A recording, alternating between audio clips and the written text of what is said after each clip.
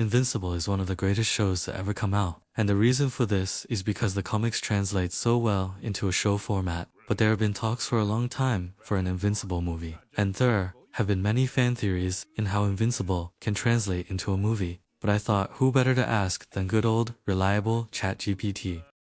The first movie, Invincible, the description it gave was Mark Grayson finally gets his powers and begins training with Omni-Man. He becomes invincible and faces his first real threat during the Flaxen invasion. While adjusting to hero life, a mystery builds around Omni-Man's strange behavior. The film ends with Omni-Man secretly murdering the Guardians of the Globe, revealing something is very wrong. So as you can see, this takes inspiration from the comics where Omni-Man kills the Guardians at the end instead of the start.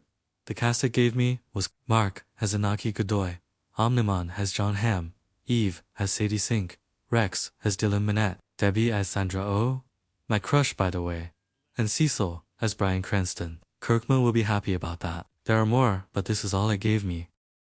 The second movie is Invincible, Broken World.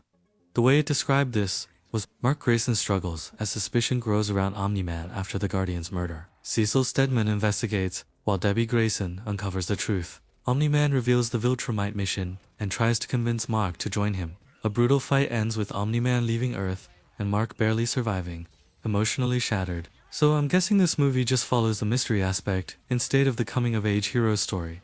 The cast is Invincible as Inaki Godoy, Omni-Man as John Hamm, Adam Eve as Sadie Sink, Rex Blode as Dylan Minnette, Debbie Grayson as Sandra Oh, who is my crush if you didn't know, Cecil Stedman as Bryan Cranston, and Alan the Alien as Dave Bautista. The next movie is Invincible, Fractured Realities. It's described as Mark Grayson struggles to move forward as new threats emerge beyond Earth. Alan the Alien reveals the larger Viltrumite danger looming over the galaxy. Angstrom Levy attacks using alternate realities, blaming Mark for his suffering. Mark defeats him, but nearly loses control, while Omni-Man is revealed to be alive. Off-world, unlike the two previous movies, where they split Season 1 into 2 parts. They made Season 2 into one whole movie since it's a bit of a slower season.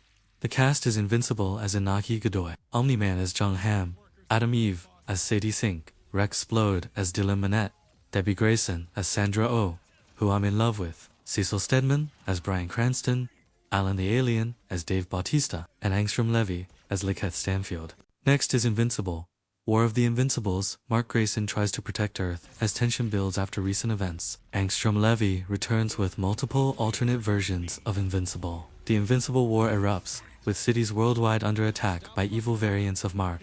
After the chaos, Mark reunites with Omni-Man on Thraxa as Viltrumites arrive. So the climax is actually the fight with the Viltrumites in this movie, which, as we all know, will lead to conquest. But we skipped Anissa. All the cast is exactly the same, which as you probably tell, the cast is all the same, it doesn't really change. Anyway, next movie is Invincible, Conquest. Mark Grayson is recovering after the chaos of the Invincible War and trying to hold Earth together. The Viltrumite threat escalates as the unstoppable warrior Conquest arrives on Earth. Conquest devastates Mark in a prolonged, brutal battle, pushing him past his limits. Mark finally defeats him, but is left mentally and physically changed, as war with the Viltrumites becomes inevitable.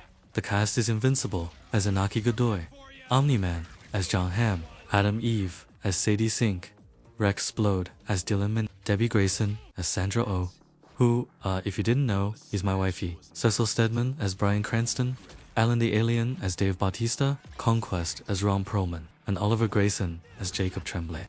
Well, that certainly was something. I think most of the AI movie ideas were very bad, but some were good, but mostly bad. Thanks so much for watching till the end, and big shout out to Yolanda Lopez. Thanks for subscribing and commenting. And if you liked this, you can watch more right here. Okay, bye bye now.